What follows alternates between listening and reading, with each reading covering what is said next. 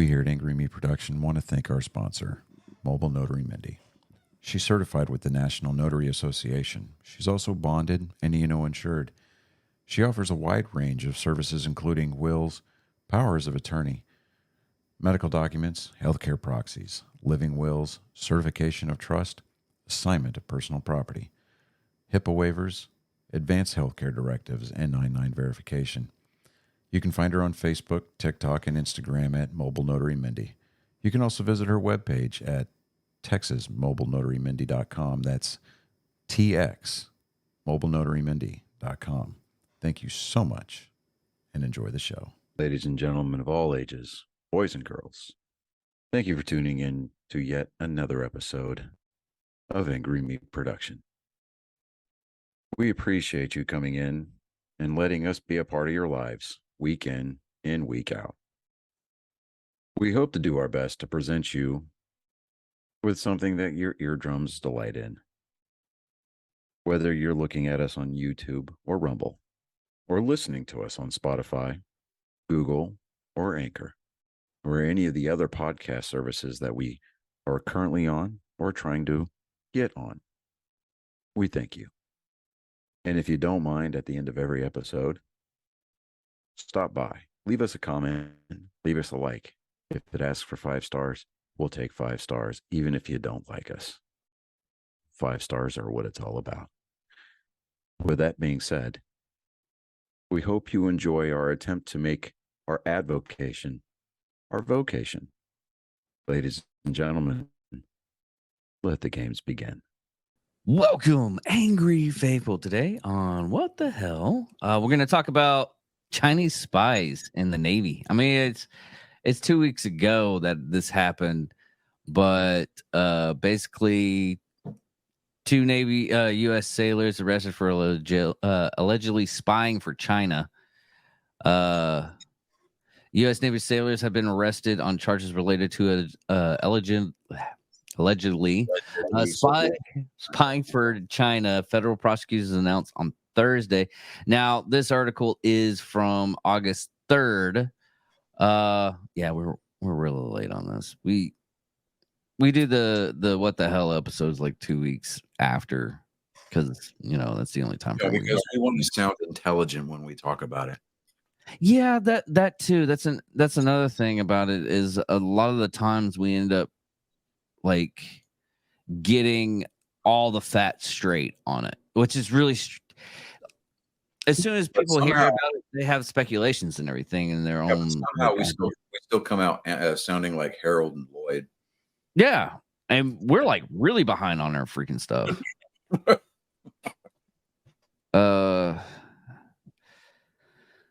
I'm gonna have to Stephen Hawking this. Give us your voice, buddy. Hold on. Wenheng Zhao. Petty Officer Wenheng Zhao of Monterey Park, California, was also arrested Wednesday by FBI, NCIS agents and charged with conspiracy and received a bribe by a public official. Officials say that according to Zhao, Incident 26 worked as a naval base in Ventura County in Port Hueneme. God, I can't even say that. Humane. Hold on. Port Hueneme. Hold on. Ventura County in Port. I'm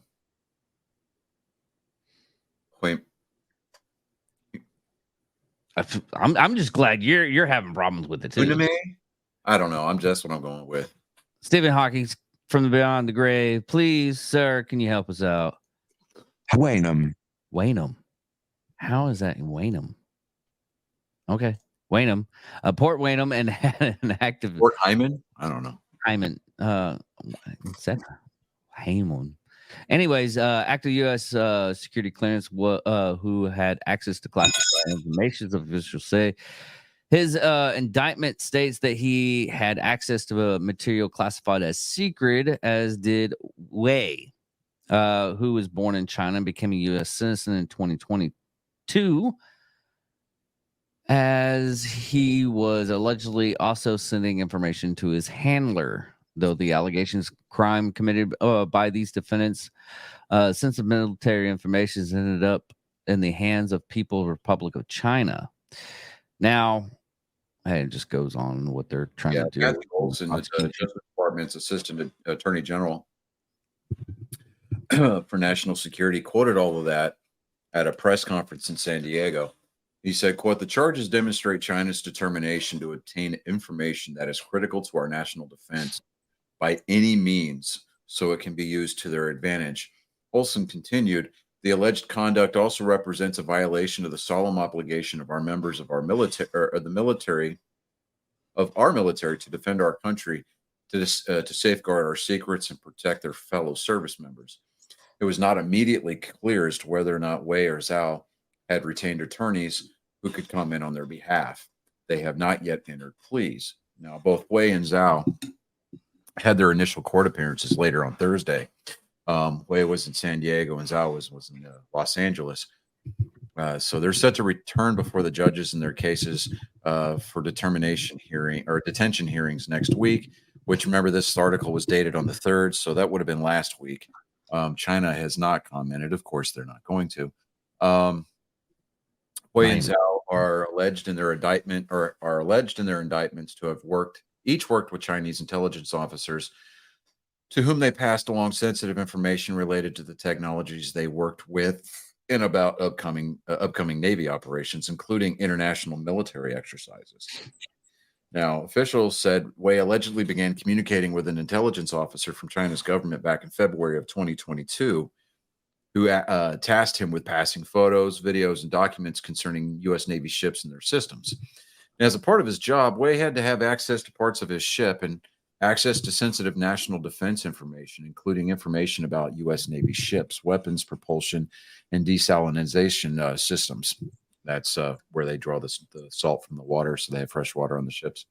Yeah. Wei and his handler agreed to hide their communications by deleting records of their conversations and using encrypted methods of communications.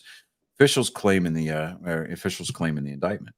Now, around February 2022, the same month he is accused of beginning his illicit activity, Wei also told another sailor that he had been asked to spy for the Chinese. See, dumbass. Wei is alleged to have passed along imagery of the USS Essex, provided the locations of various Navy ships, and provided dozens of technical and manual for systems aboard his ship and other Navy ships. In June of 2022, Wei was paid $5,000 by the Chinese intelligence official after having passed along the initial batch of those manuals. Throughout their interactions, the intelligence official allegedly instructed Wei to gather U.S. military information that was not public and warned him not to discuss their relationship and to destroy evidence of the relationship and activities. Randy Grossman, the U.S. attorney for the Southern District of California, said at Thursday's press conference that, to his knowledge, the espionage charge Wei is facing has never been brought in the district and has only been charged 5 times in the last 6 years across the U.S. The fact that we've charged it in this case in San Diego is a reflection of the seriousness of Wei's alleged conduct. If convicted, Wei could face 20 years to life in prison. No, shoot him, put him in front of a wall, blindfold him, and don't tell the shooters who has the live round. Pure, plain and simple. Zhao has alleged to have begun working with a Chinese intelligence official in August 2021 and continued to do so through at least May of this year, according to his indictment. He worked as a construction electrician. He passed along photos and videos, blueprints for a radar system in Okinawa, and operational plans for a large-scale U.S. military exercise in the Pacific Ocean. Now, in exchange for this information, an indictment against Zhao alleges that he received around $14,866 in payments from the Chinese intelligence officer. Martin Estrada, the U.S. attorney for the Central District of California, said Thursday that Zhao betrayed his sacred oath to defend our country and sold out his colleagues at the U.S. Navy. The case against Mr. Zhao is part of a larger national strategy to combat criminal efforts from nation-state actors to steal our nation's sensitive military information. If convicted, Zhao could face a maximum sentence of 20 years in federal prison. Again, firing squad. Navy spokesperson in a statement of Wei and Zhao said that, quote, we take allegations of misconduct seriously and the Navy is cooperating with the Department of Justice. The spokesperson referred other questions to prosecutors. Now, the sailor's arrest sends, quote, another clear message of the persistent and enduring threat of Chinese intelligence operations against the United States. That was according to an outside national security expert. Now, sailors, let's see, Chinese official or intelligence officers and their proxies carefully spotted, assessed, and recruited these two individuals, most likely because of their Chinese American heritage, interest in or current status with the U.S. Navy, and access to sensitive information about U.S. naval operations or associated technology. Javier Ali, former senior counterterrorism director on the National Security Council, told ABC News. Now, Ali is now who is now a professor at the University of Michigan, said that the range of incidences over the past year range from sophisticated BER-enabled digital reconnaissance against U.S. military bases or critical infrastructure to those more traditional forms of human operations that look to target Americans with access to information that China deems vital to its national security interests. Now, here's the thing. I know that at least when I was in, every year we had to go through this like recertification briefing about if you're approached, you have to report it. You know, these are the punishments under the UCMJ. Here's the funny thing, though. You know, I went through the same course in services, and and the one thing they told us when we're overseas at the actual location, the base that we're at, if any of the TCNs asked for us to buy a camera at the local PX, let our supervisor know. I did. That actually happened to me. I let the supervisor know. You know what happened? Jack shit. He's like, well, don't do it. I was like, dude, you do realize he's trying to be a spy, right? He's like, yeah, just don't worry about it. Nobody's gonna. I'm like, okay. So I had to go over his head. You want ants? That's how we get ants. Yeah. I had to go over his head, and then I got a accommodation for it. POB. Right. Nice POB. But boy, pat on the back. Yeah. See, in my unit, that would have put you in for an RCOM, and it would have been negotiated down to a handshake and a no slack certificate. I got a lot of those. I ended up doing a lot of stuff. And all of it was because I was told to do it, not because I wanted to. Right. But yeah, I agree. Sometimes you gotta. I mean, this day and age, a lot of people are going to go against that whole firing squad thing. I mean, you're right. We have to show, excessive force to make sure this doesn't happen. Here's the thing. The United States Constitution provides civilian incarcerees protections against cruel and unusual punishment. He committed treason, espionage against his country as a member of its armed services. He is not a civilian. He is there subject to federal law, held under the Uniform Code of Military Justice. I say, strap him to a pole, not the good kind, blindfold him, and put him out in front, put him out in the yard somewhere, in front of a firing squad. Pure, plain and simple, 100%. Yeah, I don't have any, because one that just ruins the because one of them got in through going to military service to get a citizenship in the United States, and he fucked it up. And here's the thing about China that I do know about how they get their people to actually do what they want to do, even though they're not part of China anymore.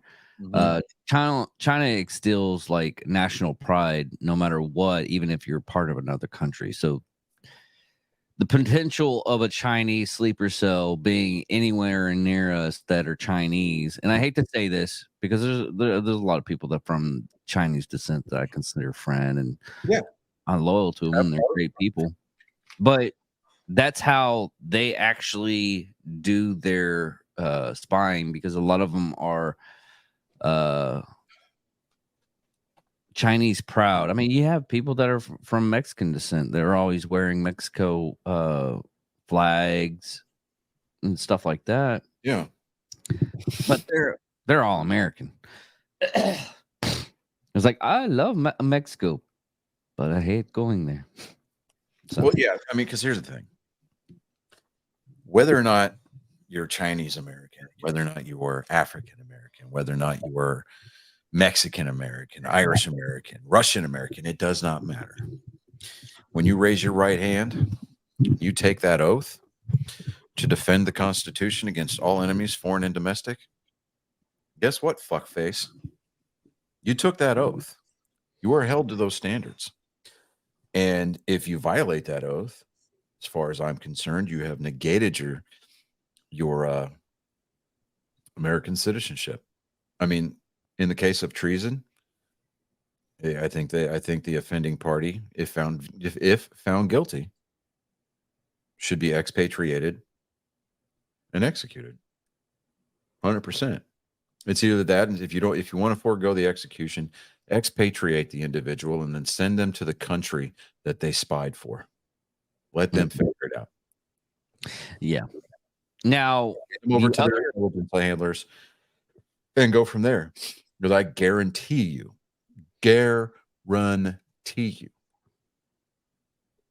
that any information that this individual would offer up once being, returned to their new homeland, once that's been exhausted, they're going to end up in a shallow ditch somewhere, along with a couple of other bodies of political dissidents. Because it's just they don't pick you for your looks, they pick you for the opportunity to get information, and once you've outlived that usefulness, they move on to the next thing. So don't consider yourself special. I mean, and you look at the amounts that these guys were taking. What is it? It's where'd it go? Wei was paid $5,000 for pictures and manuals, and then Zhao was paid $14,866. That's an awfully peculiar amount, but I'm just kind of I'm lost. I mean, I'm confused as to why. I'm not really, because I've said this time and time again on the show and in life, because there's times I can't even understand Well, the fuck was that? I don't know. It's the damn. Do the government's listening on us? That happens. There's a Star Wars book called Shadows of the Empire. The first actual sentence of the book, it states, if crime did not pay, less people would be doing it. Yeah. I mean, it just comes around to money. And I hate to say it. I mean, here's the thing though. Well, we didn't get paid shit in the military. They've got to go through hoops just to get the clearance to view those systems, to be able to work with those systems, right? Yeah. Kill yourself. But at this point, we've established that they're whores, right? That they're hookers. Yeah. They prostituted themselves out. You can't use prostitute. That's high class. They're whores. We'll go with whores. Okay. They've sold themselves out for peanuts. Oh yeah. Peanuts. And I mean, $5,000 these days doesn't go very far. $14,866 these days does not go very far. It really doesn't. No. You And can you- spend it faster than you think. Well, here's the thing. Okay, if you're already, and this is my realm of thinking. I mean, we would have to talk to your dad about this, or I have to talk to a person that was in the Navy on ships. You're getting the information, you're sending it out. I mean, it's probably a little bit easier nowadays since you can. I mean, it's all the stuff going off of that ship usually is spied on by the It's monitored. monitored. Well, There you go. here's Nice the word. thing. Because the Navy, I know that the Navy, even back in like the 80s and 90s, just before my dad retired, they were having issues with OPSEC on the ships. Yeah. So, and it's not because guys were selling the secrets, or selling the itinerary or the the route, for the ship, but it's guys telling their wives and wives running their mouths. So a lot of times, operational security is broken by the spouses, both yes, male and female. So before you guys start adding us, we understand that it goes both ways. So just shut up. Anyways, it's yes, the initial breach was, hey, look, don't fucking tell your people, don't tell your family when you're going to be home. If your wife or husband can't keep their knees together or keep their freaking zippers, their flies zipped up long enough for you to get home, you're better off without them anyway. Yeah. And if your significant other is dying to find out when you're going to come home, it's usually because, let's face it, they need to know when to kick Jody out. So it is what it is. But Yeah. operational security is there for a reason. It protects the lives of the people that you work with. And especially with, these battle groups that the Navy puts out every day, with the constant show of force that the United States has, it's it's vitally important, even for, especially for those guys. I mean, they're floating targets. I mean, now granted, yes, they have, the Sea Whiz, and they've got the anti-missile shipment, anti-missile missiles, and they've got all kinds of defenses for those battle groups while they're at sea, but it's still, it's just a simple matter of self-control. I mean, I Yep. get that you start flashing dollar signs in front of people, especially what was it, the one that got his U.S. citizenship by becoming a Navy sailor. I mean, I get all that. I get the dollar signs, but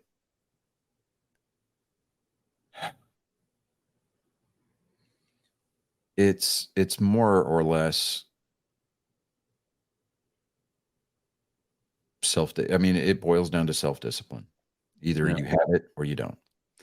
And with, I mean, I don't, when you hear stories like this, about,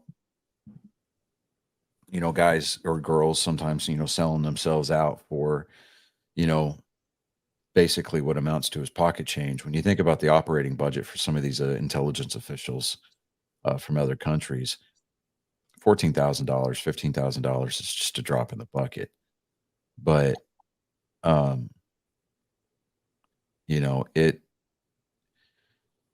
my fear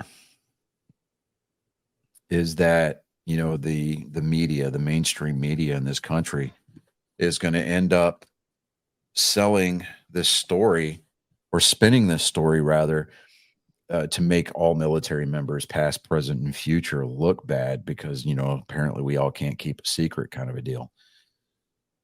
Well, that's all.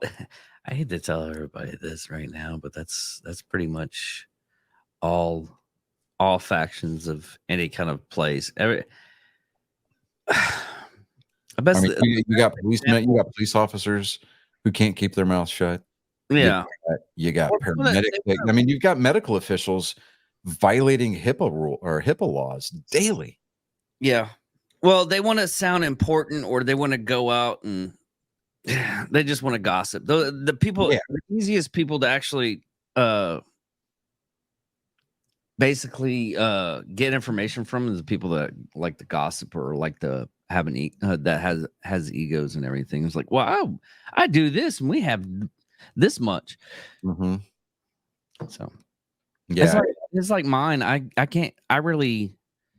My job is simple and stupid, but we have contract with these people. I can't give you like details of what the stuff I'm working on. I just say, yeah, I do pretty good at work. That's about it.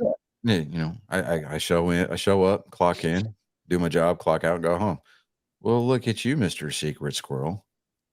Big man Dave. You know, it's like He's not even a big man. I'll tell you right now. I know. I mean, boring.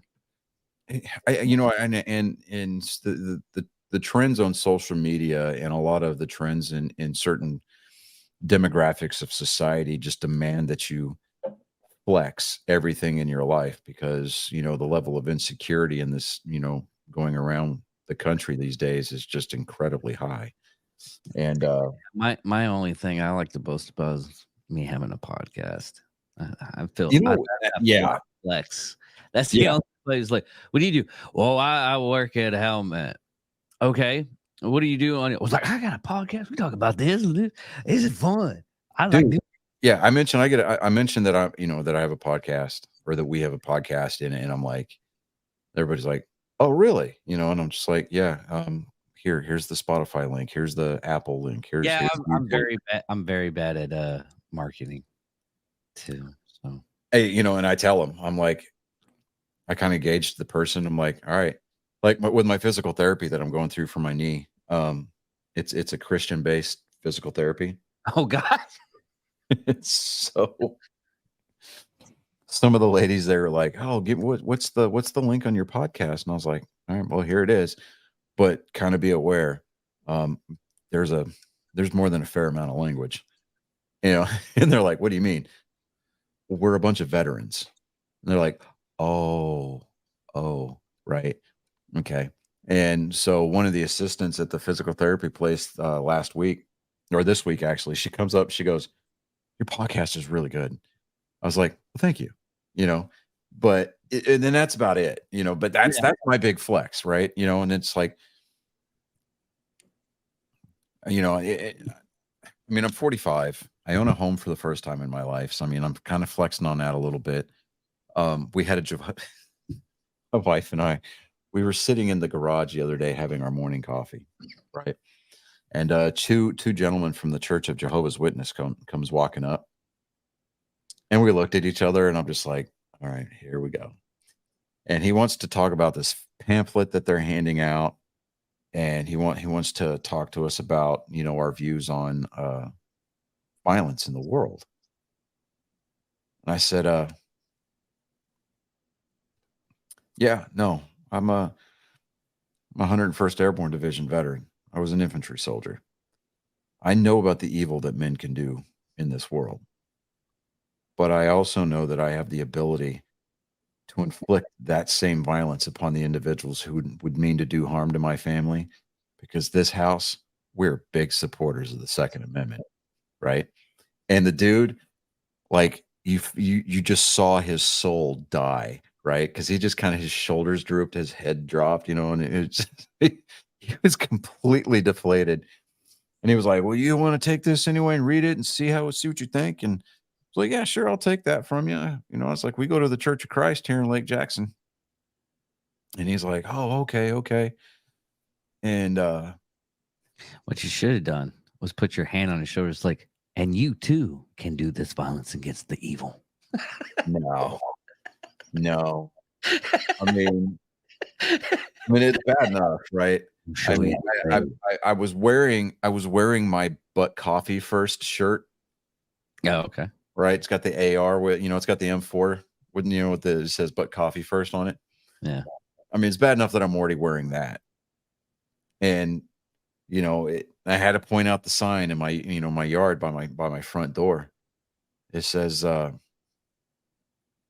"This homeowner is a veteran of the United States Army 101st Airborne Division. He lacks negotiating skills and is an absolute nightmare in a firefight. Deadly force is authorized." Right? It says that when you walk up to my front door, there's the sign right there on my flower bed, which is, on the left-hand side. And there, I've received more than a few comments about that sign. People coming up because we have solicitors that walk this neighborhood, so they always come up. And there was one day we'd only been home maybe 5, maybe 10 minutes. And I hadn't taken my gun off yet and put it in the safe. Yeah. Somebody comes knocking on the door, so I go to answer the door, and my shirt had come up, and the gun is sticking out of my waistband. Yeah. And the dude looks down, he sees the sign, and then he sees the gun. He goes, "I'm going to go ahead and let you go. I just wanted to kind of see, because he was selling solar panels." And I'm just like, "Look, we've already decided not to do it." Yeah. There's only so many ways you can tell somebody no before you finally just have to resort to the tried and true, "Hey, fuck off."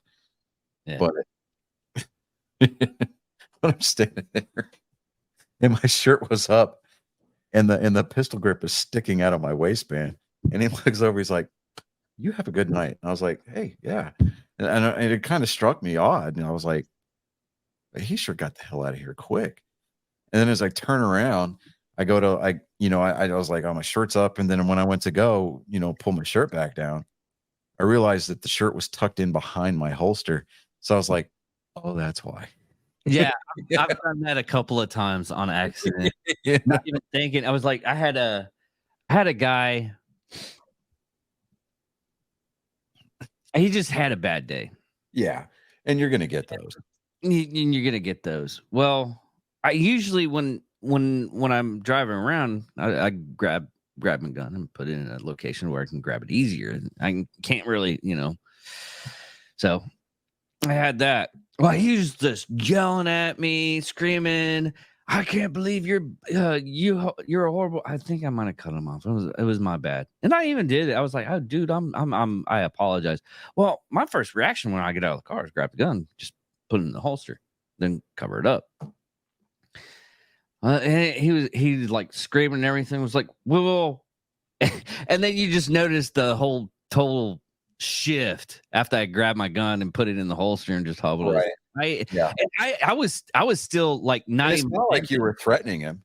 I at was all. not at all. At all was I threatening this guy. This guy was just totally. I was He was just situationally aware, and he checked himself before he wrecked himself. I was totally opposite. I was like, "I'm sorry, sir. I apologize. I mean, I'll get you a soda or something like that if you want to go back inside.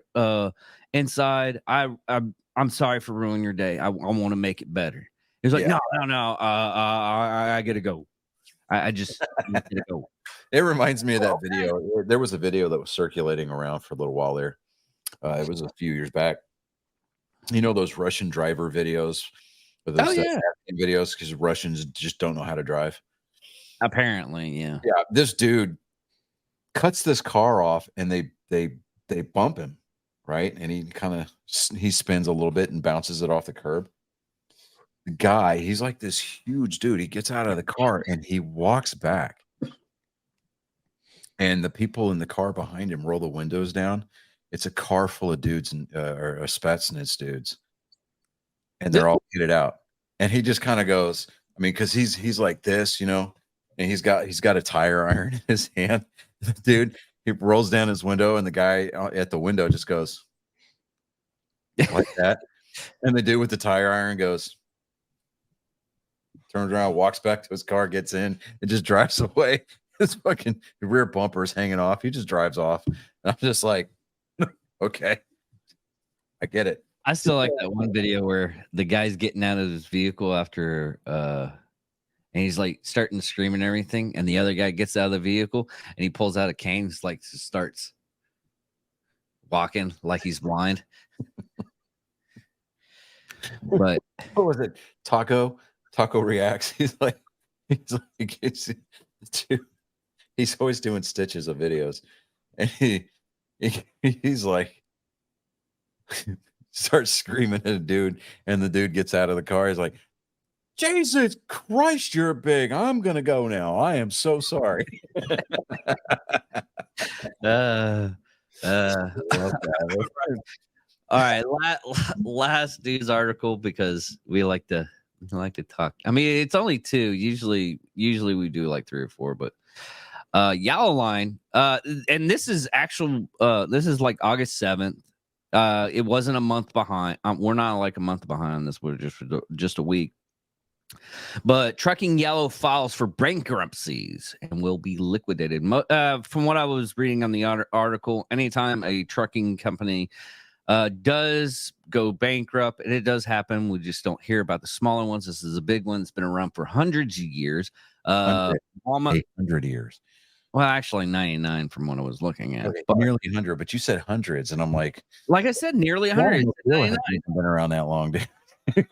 Nearly 100 because it said technically it's only been around for 99 years. Okay. Okay, all right, you're right. Give me. bad. Geez. Hey, you know what? I'm shutting up. Go away. All right, Yeah. go. Anyways, Don't hit me. see, even the starting of this article, Yellow, the 99-year-old trunking company, filed for bankruptcy, closing the business. This is sad. I'm just laughing my ass off because Hey, I've got one dated from Reuters from August 11th. You want me to read that? yeah, actually, Okay. This is from August 11th from Reuters. Former customers of bankrupt company trucking firm Yellow can expect to see rates rise at least 10 to 20% from the rock bottom levels that helped usher in the demise of that nearly 100-year-old firm. Yellow, formerly known as YRC, was one of the largest U.S. trucking firms and a leader in the less than truckload market that combined shipments from multiple customers on a single truck. Rivals who are picking up Yellow's business say they are not dropping their own prices to do so. 2 longtime industry executives told Reuters that Yellow's rates were roughly 10 to 20% below those of rivals. Loads in the so-called LTL market do not trade on the spot market, and they may vary based on the type and size of shipments. Yellow was way below market rates, said Ken Adamo, chief of analytics for DAT Freights and Analytics, which operates one of North America's largest trucking freight marketplaces. Now, former Yellow customers should expect to see rates rise at least that much to reach market parity. That was quoted by Chris Pickett, an analyst and chief operating officer at Flock Freight, which matches shippers to fill up individual trucks. So, like with the individual owner operators, they go through a switchboard and they basically bid on jobs every day, and then they pick up jobs or they're assigned jobs based on their bid, and then they go to that location, load up, and then they take it to the next location for the drop off. That, however, may not be the end of the increases. Unlike the highly fragmented trucking market, LTL is dominated by about a dozen players. Those companies have more pricing power, and with Yellow gone, there is less competition for the freight they handle. Now, some providers are already raising rates, which could send the LTL rates up 10, 15% from current levels. That's going to create some sticker shock. Now, large companies like Walmart, Amazon, and Home Depot will likely see the smallest rate increases as they shift cargo from Yellow. Now, savvy customers like those are likely locked up new carriers prior to Yellow's bankruptcy on August 7th. Now, Yellow has blamed the International Brotherhood of Teamsters Union for its failure.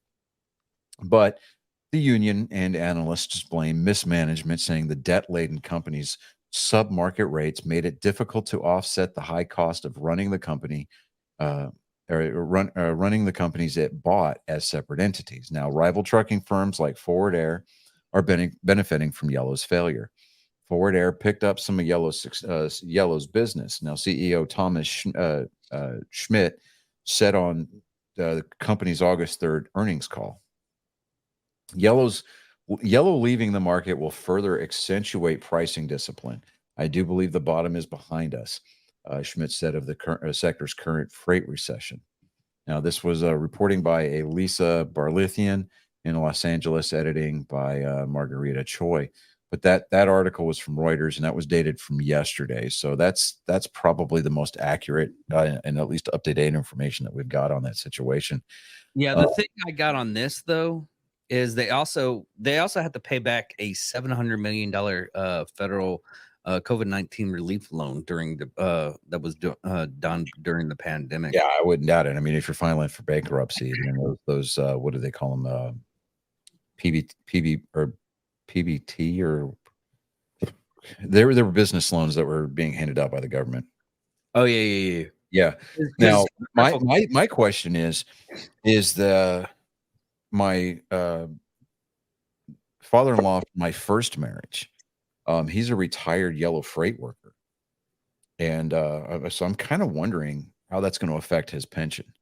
The pension, the way that because I got this from Wall Street Journal, and mostly they talk about the money aspect of but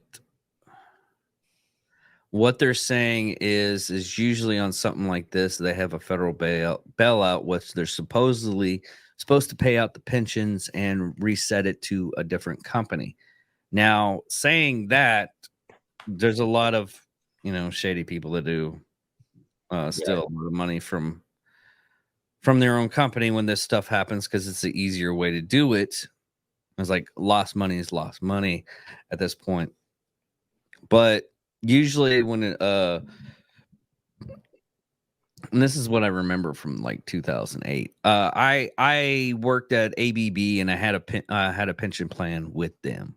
Yeah. Now, saying that, ABB was still going on. This is a total liquidation of a company.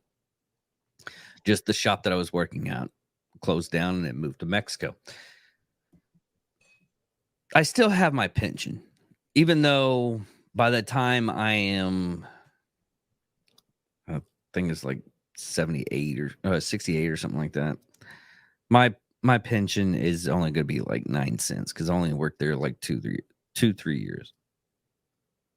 Now, on something like this, usually, whatever is divided into that company, the pension is something that's totally different in any kind of buyout or liquidation of that stuff. If they're doing it right, that pension is actually going into a different faculty. It's basically put in a trust, and so those retirees still get their money. So that if like I said, if it's done right and through a lawyer, it's actually, you really shouldn't have anything to worry about. Now, if you had a pension and it ended up in like what's that, man? We just talked about talked about them with the BC and Andrea last week or on Thursday. That pyramid scheme guy. Amway? No, not Yeah, Amway. Yeah. Basically, Well, tell us.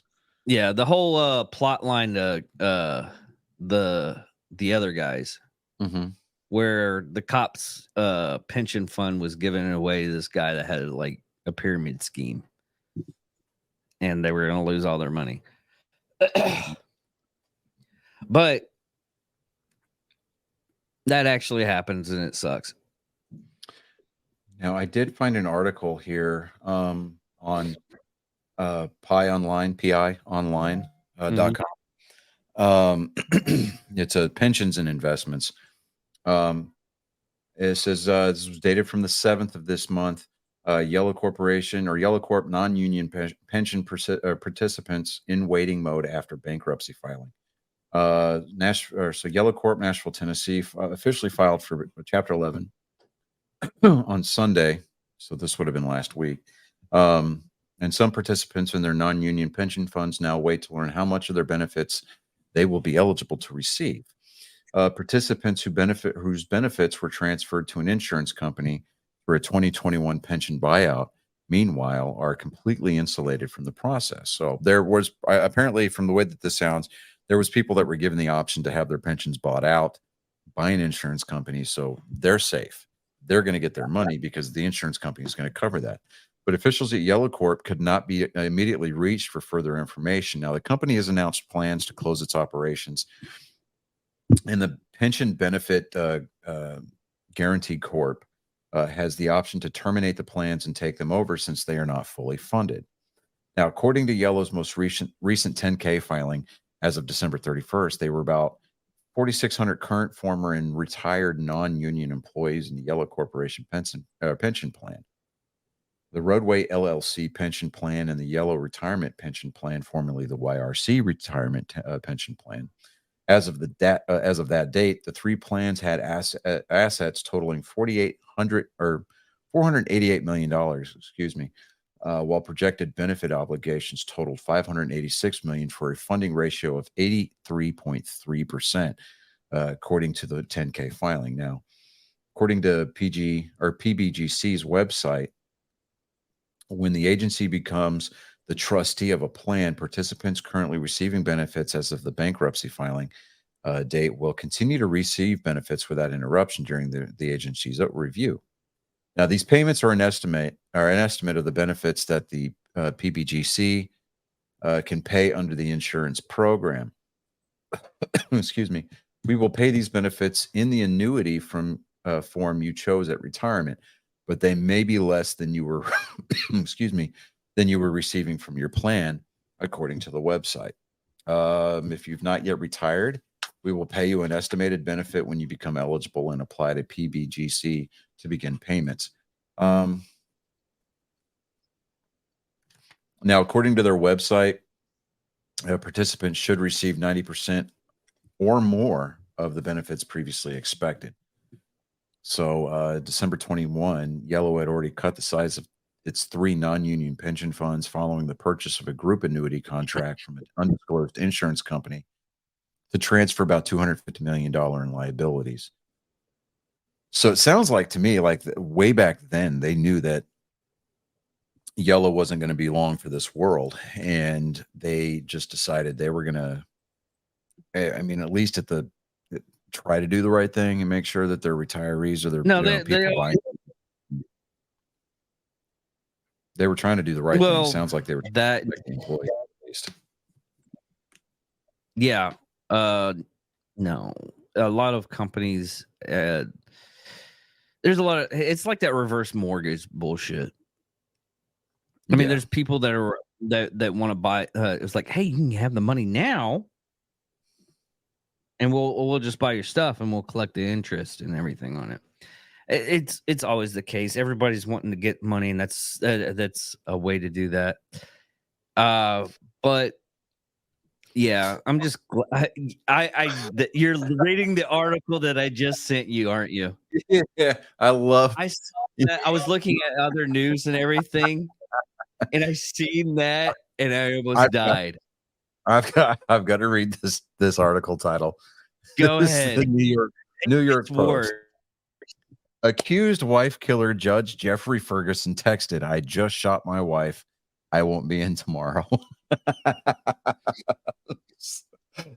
Here's the I'm gonna have to send this to Andrea. Oh my God! Because this is Southern so hilarious. California judge accused of killing his wife during a drunken rage texted his staff just minutes after the murder to let them know that he wouldn't be showing up for work the next day because he'd be behind bars for the crime. "I just lost it. I just shot my wife. I won't be in tomorrow. I will be in custody. I'm so sorry." Orange County Superior Court Judge Jeffrey Ferguson, 72, allegedly told his court clerk and bailiff after gunning down wife Cheryl, 65, inside their Anaheim Hills home last week. The court filing from Orange County prosecutors charging Ferguson with murder and weapons-related enhancements also reveals further details surrounding the domestic argument leading up to the fatal slaying. The bickering started as the couple dined together at a restaurant on August 3rd and continued once they returned to their home in the upscale neighborhood. Cheryl Ferguson allegedly said something to the effect of, "Why don't you point a real gun at me?" to her husband, who then whipped out a pistol from his ankle holster and shot. This isn't funny, and I shouldn't be laughing. But he shot her in the chest. But I was like, There, I'm like, oh my god, yeah. I don't know if this is filed under one of those fuck around and find out moments, or he got bullied as a kid and was always told that he was never going to amount to anything because he never followed through on it. Yeah. Anyways, their adult son reported the shooting to 911, saying his father had been drinking too much and shot his mom. Oh my God. Like, investigators removed firearms for the judge's house in Anaheim. He's got, those are cool. Yeah. Yeah, I'm looking at those are shotguns with shockwave handles on them. Yeah. Shockwave grips. That's badass, dude. Okay, anyways. This is so dude. Hey, 47 weapons were seized from the house. Did you see that pump action quad barrel shotgun right there? Yes. That is fucking gnarly, dude. Or no, it's a double barrel. So that is gnarly as fuck, bro. Okay, all right. I'm continuing here. Ferguson also called 911, but refused to provide details and told the dispatcher he didn't want to talk about the shooting when asked if he was the gunman. The accused wife killer allegedly implicated himself to responding officers who said that the judge reeked of alcohol. "Oh man, I can't believe I did this," Ferguson said, according to the document. Investigators discovered 47 weapons, including the pistol allegedly used in the shooting, and more than 2,600 rounds of ammunition. That motherfucker is my spirit animal, dude. Holy shit. Johnny, I just want you to realize he killed his wife. No, okay. I'm talking about. I know. I'm not talking about the wife shooting thing. No. But 47 guns and 2,600 rounds of ammo, dude. And he's doing this in the Golden State of California. Tell me that wasn't a big middle finger to the ATF. He's a judge. What do you expect? Who gives a shit? If anything, the ATF should be coming down harder on the legal representatives in that state, because why? They're the ones writing those dumbass laws there. That's true. Anyways, I digress. All the weapons were legally owned, but one rifle registered in Ferguson's name is still missing, according to prosecutors.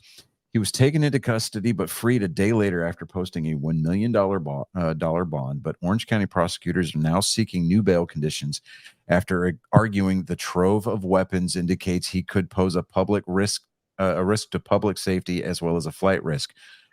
See, that's okay. So California coming back and being California right there. Yeah. Wouldn't expect anything else. Well, we're going to make you weld a 10-round magazine into your AR. And oh, by the way, you're going to have to put a rifle stock on it so that way it doesn't look like an assault weapon. Come on. But hey, this is the same state that had that guy come up there and say, this is a ghost gun. And he had to have that sheriff standing right behind him. And how that dude kept a straight face, I have absolutely no clue. He probably just was like, I'm just gonna have to look. I'm here so I don't get fined. I even looked at the guy's eyes. I mean, you could like clearly, zoom in, and the guy was just like, he had. I would hate to play poker with him. Right. He had the best poker face ever. Exactly. So they want him to surrender his passport, wear an ankle monitor, and possess no alcohol or firearms ahead of his September 1st arraignment. Now, in spite of Ferguson's 2 alleged admissions, his defense attorneys maintain that Cheryl's death was the result of an accident and nothing more. He and Cheryl were married in 1996. Now, Ferguson, who has been a judge since 2015, handles criminal cases in the Orange County city of Fullerton. He has won various awards through his 40-year career within Orange County, including being named Prosecutor of the Year 4 times by the Orange County Narcotics Officers Association. he was remanded in 2017 by the State Commission on Judicial Performance for making an inappropriate comment about a judicial candidate on Facebook and remaining friends on the social media platform with attorneys appearing before him in court. Hey, they do that in Wichita County, but nobody frowns at them. No. His shocking arrest has left officials grappling with how to handle the case. A judge in neighboring Los Angeles County was elected to hear the case in order to avoid a conflict of interest. That dude, oh my God, dude, That was. I want to follow up on this. I'm going to follow that story. I desperately want to see how this turns out. I sent it to Andrea too because I seen it and I was like, oh fuck. 47 weapons, dude. That shotgun alone, that pump action double barrel. You Bro. were getting a hard on that. You need to. I am neither confirm or deny the fact that You need to put some ice on it. dude, Or I mean, I'm just here in glad. just a few minutes. Here in just a few minutes. Hey, look, here in just a few minutes when we wrap this up, I've got to go pull my pork shoulder off of the smoker because that's got 5 degrees left before I hit temp. So, but I'm just no. We'll close it out. That was that was more or less. I'd seen that on one of the that is. I mean, if collector side of him, homeboy is my spirit animal guy. I'm just saying that I'm very lucky that your wife didn't walk by because you would probably just like jump her because you're like. I mean, literally the desk lifted, so it's all good. But yeah. If you're just listening to the audio version of it, I moved the camera to where it panned up like the desk was levitating. So, camera tricks everybody. It's all about the angle. We told that to BC yesterday. Yeah. So. Well, I think I know because I didn't know what the name this episode thing. I think we'll just name it. It's all about the angle. I'm gonna put it in there. I just shot my wife. I'm gonna have to call in today. Or no. I just shot my wife. I won't be into work tomorrow. Okay. Yeah. That's what it is. Yeah. All right. So let's go ahead and land this plane. Good God, dude. I mean, the unmitigated gall, just like the blaseness about it. He's like, he's looking at his wife with a hole in her chest. It's almost as bad as like it's a text message, right? It wasn't even a phone call. It was just a text message. He's like, yeah. I mean, I can almost hear Lumberg's voice. Yeah. I'm not going to be in tomorrow. Okay. All right. It's like, why aren't you going to be here tomorrow, boss? Yeah, I'm going to be in custody. I just shot my wife. Yeah. She's kind of bleeding out right now. God damn. That was what I was thinking when I saw that article. What's sad is the whole thing is it got worse because he's like, not only is he a gun owner, but he's an arsenal. And I hate to attach the word arsenal to anybody, but that dude was an arms room NCO in a past life, man. All right. We're really glad this plug. Wow. So 47 guns in a single home legally possessed in the state of California. That dude was a rock star. Yeah.